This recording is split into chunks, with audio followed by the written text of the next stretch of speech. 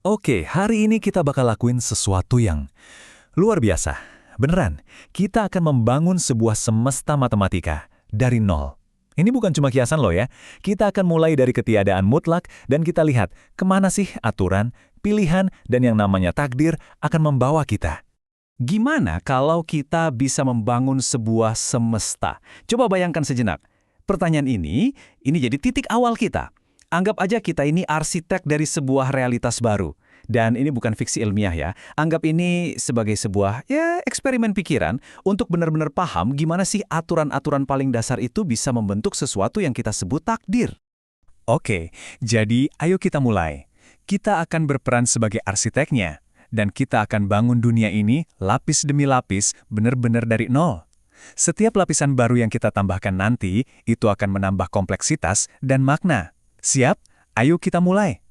Baik, lapisan pertama kita, ruang dan tempat. Logis kan? Setiap semesta, mau semesta apapun, itu butuh tempat untuk bisa ada. Jadi, lapisan paling dasar, fondasi kita, adalah soal menciptakan ruang. Karena tanpa ruang, ya nggak ada apa-apa. Nah, kita mulai dari yang paling dasar, sebuah titik. Coba bayangkan, ini adalah entitas paling simpel yang bisa kita pikirkan.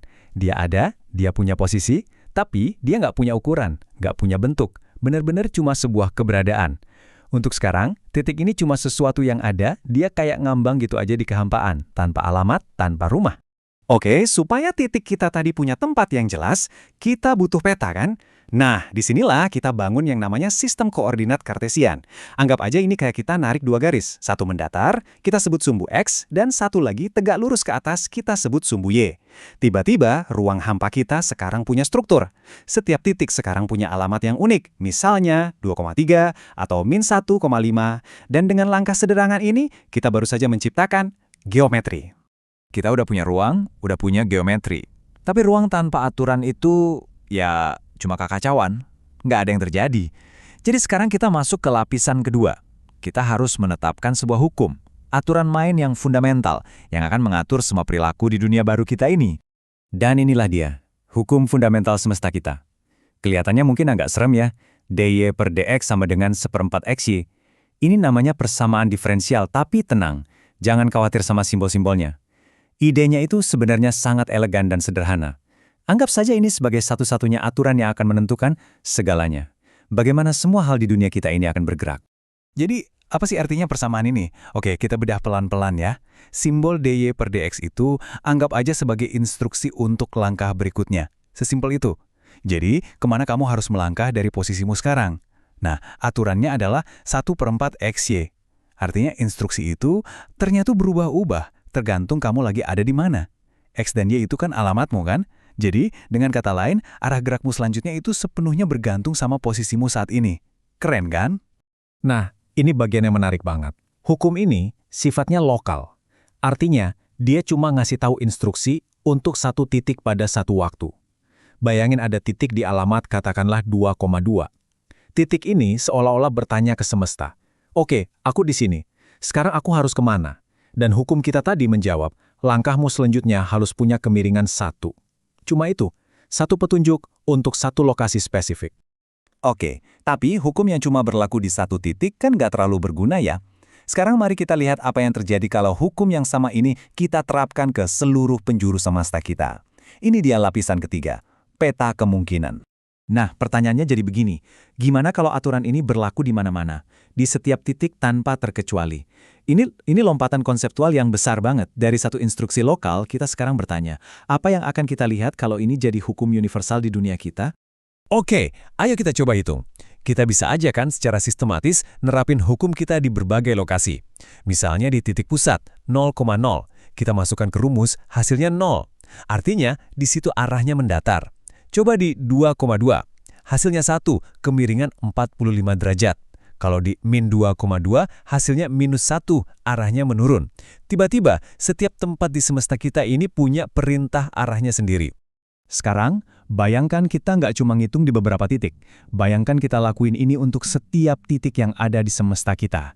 Dan saat kita melakukannya, sesuatu yang luar biasa terjadi. Sebuah pola yang indah dan menakjubkan muncul. Inilah yang kita sebut medan vektor. Ini bukan lagi sekedar kumpulan instruksi acak. Ini adalah sebuah peta. Peta global yang menunjukkan semua kemungkinan gerakan.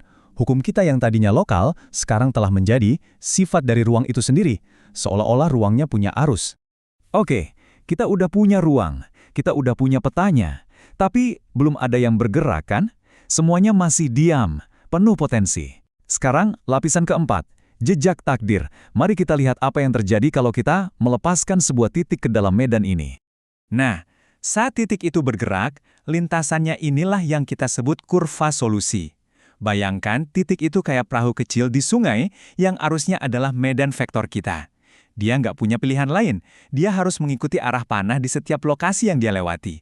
Jejak yang dia tinggalkan di belakangnya, itulah takdirnya. Sebuah perjalanan yang ditentukan oleh hukum semesta. Tapi, pertanyaannya, perjalanan ini dimulai dari mana? Nah, disinilah konsep masalah nilai awal masuk. Dengar istilahnya mungkin agak teknis ya, tapi intinya simpel banget. Ini adalah momen di mana kita membuat sebuah pilihan. Di titik mana kita akan menaruh perahu kita tadi untuk pertama kalinya? Dan disinilah semuanya jadi jelas. Lihat perbedaannya. Kalau kita memilih untuk memulai di titik 0,1, titik itu akan mengikuti sebuah lintasan yang simetris dan indah. Tapi, gimana kalau kita mulai di tempat lain, misalnya di 2,2? Hasilnya, sebuah takdir yang sama sekali berbeda. Lintasan yang melengkung ke atas dengan lebih tajam. Lihat, aturannya padahal sama persis. Tapi pilihan awal kita itu menentukan seluruh perjalanan hidup titik itu. Oke, jadi mari kita rangkum semuanya. Kita satukan keempat lapisan semesta yang baru aja kita bangun ini. Dari ruang, ke hukum, ke peta, sampai akhirnya ke lintasan takdir yang nyata. Nah, ini dia arsitektur lengkap dunia kita. Coba kita lihat. Lapisan pertama, ruang. Kita punya titik dan sumbu koordinat. Itu geometri analitik. Lapisan kedua, hukum. Kita punya aturan kita tadi. Itu persamaan diferensial. Lapisan ketiga, medan. Hukum tadi mengasurkan kemiringan di setiap titik. Jadilah medan vektor. Dan terakhir, lapisan keempat, lintasan. Pilihan titik awal kita di medan itu menghasilkan sebuah jalur spesifik. Itulah solusi dari persamaan diferensial kita. Semuanya terhubung. Kalau mau disederhanakan lagi, alurnya jadi gini. Kita punya ruang, kita kasih hukum. Gabungan keduanya menghasilkan sebuah peta kemungkinan. Lalu di atas peta itu kita buat sebuah pilihan atau kondisi awal. Dan peta plus pilihan itu menghasilkan sebuah takdir atau lintasan yang pasti. Dan pada akhirnya, semua perjalanan kita membangun semesta ini membawa kita pada satu kesimpulan yang menurut saya sangat mendalam. Bahwa persamaan diferensial itu adalah aturan main semesta. Kondisi awal itu adalah pilihan bebas yang kita miliki. Dan solusinya, ya solusi adalah takdir. Sebuah konsekuensi yang tak terelakkan, yang lahir dari pertemuan antara aturan dan pilihan.